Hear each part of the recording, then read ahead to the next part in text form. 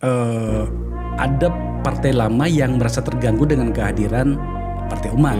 Dalam hal ini adalah asal muasal tanda petik umat yang katakanlah berasal dari Partai PAN.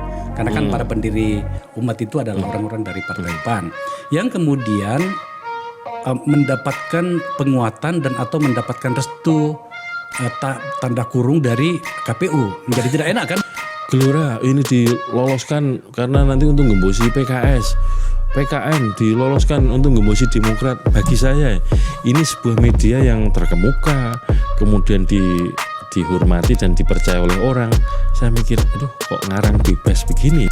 Hasyim Asyari, Ketua KPU Pusat mengatakan pihaknya sempat dituding terlibat dalam skenario untuk melakukan penggembosan sejumlah partai politik. Di antaranya, tudingan sengaja meloloskan Partai Gelora untuk menggembosi kekuatan politik PKS. Tidak hanya itu, KPU juga sempat dituding membuat skenario meloloskan PKN untuk menggembosi kekuatan Partai Demokrat. Bahkan, KPU juga dituding sengaja tidak meloloskan Partai Umat yang didirikan oleh Amin Rais, dengan alasan agar tidak mengganggu Partai Amanat Nasional atau PAN. Begini, mohon maaf ya, KPU ini tidak ngurusi politiknya ya. Misalkan orang semula pengurus partai ini keluar atau kalah kongres atau kalah munas atau kalah muktamar bikin partai lain, itu kan di luar urusannya KPU ya.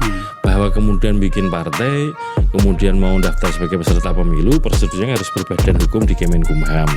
Kemudian kalau daftar ke KPU, selain berbadan hukum punya pengurus, punya anggota sebagaimana yang dipersyaratkan Undang-Undang Pemilu lah, kira-kira begitu.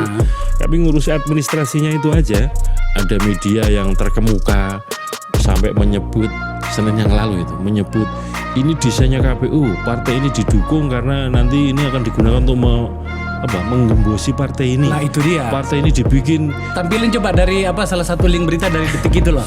Bukan, Tempo itu. Nah, ini ada Detik juga nih. Ini malah ICW ya. Enggak, ya. Ungkap dugaan 7 KPU provinsi ikut instruksi Ketua KPU RI untuk ubah status parpol. Kayak gini loh. Ya. Jadi misalkan ada, mohon maaf ya, situasi politik di luar kan bukan urusannya KPU. KPU ya apa yang digunakan mendaftar itu yang diverifikasi dan seterusnya dan seterusnya. Jadi yang berikutnya seperti kayak kasusnya Partai Umat misalkan, teman-teman KPU provinsi kan lapor kepada kami apa situasi di lapangan. Misalkan ada yang pengurus di kabupaten itu menyatakan tidak mampu atau tidak sanggup lagi meneruskan verifikasi faktual. Nah kalau situasi kayak begini kan bukan urusan kami, urusannya partai. Dan kemudian partai itu atau pengurus partai itu ada surat pernyataan kepada KPU, ada surat tertulisnya yang ditandai oleh pengurus, ketua dan sekretaris di kabupaten itu menyatakan kami tidak sanggup lagi melanjutkan verifikasi faktual. Nah kalau ada situasi pengakuan seperti ini, KPU memfasilitasi seperti apapun kan nggak bisa lagi, Mas. Artinya semua itu nggak benar ya? Nggak benar. Jadi